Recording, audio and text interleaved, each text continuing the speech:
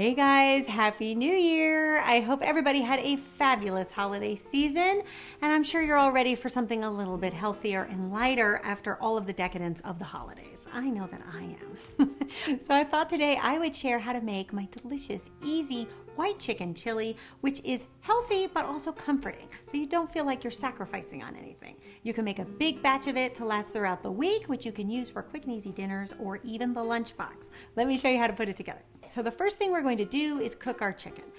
I like to use skin-on, bone-in chicken breasts. You can put those on a baking sheet and pop them in a 350-degree Fahrenheit oven for about 40 to 45 minutes, just until your chicken is cooked through. Then you can allow them to cool while you prep the rest of the ingredients. Then in a large Dutch oven, you're going to add some olive oil. You're then going to add 2 cups of diced white onion. And you want to cook those onions just until they become translucent and fragrant. And then to that, you're going to add 8 cups of chicken broth, 1 can of cannellini beans that you've drained and rinsed, and 1 bag of frozen corn. Now, if you can get the frozen corn that's already charred, I've been seeing that a lot lately, that's even better because you'll get a nice kind of smoky taste with it.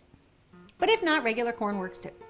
Then to that, you're also going to add half a teaspoon of salt, 3 garlic cloves that have been minced, 3 teaspoons of ground cumin, a teaspoon of smoked paprika, which I love just because it gives you that really nice smoky flavor, a teaspoon of dried oregano, and then I also like to add some cayenne pepper. So depending on how much heat you like, you can go anywhere from 1/8 of a teaspoon up to 1/4 of a teaspoon. If you don't like spicy things, then I would probably leave it out because the green chilies that we're gonna add are gonna add some heat as well.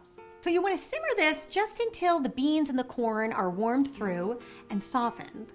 And then at this point, I like to use my immersion blender. So if you were lucky enough to get one for Christmas, this is a really great way to use it, which is just to go into a soup to blend it a little bit, but not totally puree it, because we do want our chili to still be a little bit chunky. If you don't have an immersion blender at this stage, you could also transfer it to a regular blender, but just don't puree it up all the way. Then at this stage, you're going to add 4 ounces of green chilies. I find the easiest ones, especially this time of year when you need it to be simple, is just to use the canned chilies. And then that way you can also get the fire roasted kind, which I think also adds an additional flavor to this. And then we're going to add our chicken. So you just want to remove the skin, take it off the bone, and shred it into bite-sized pieces. And then you can add your chicken. I do like to add 2 tablespoons of chopped fresh cilantro just at the end there. And then with chili, for me, it's all about the toppings. So here's how I like to top it. I like to do a sprig of cilantro, some sliced avocado, which you can do by slicing the avocado in the actual skin and then scoop it out with a spoon, and then you'll have really nice slices that you can kind of fan out onto the chili. And then I also like to do some toasted tortilla strips, which you can either make in an air fryer, they do so well in that and it's so quick and easy, or you can also put them in the oven.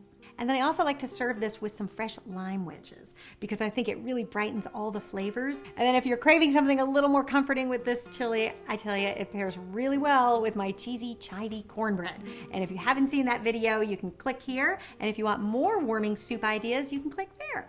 All right, you guys, I hope you enjoy this recipe. Let me know how it turns out, and I will see you back here next week. Until then, bye.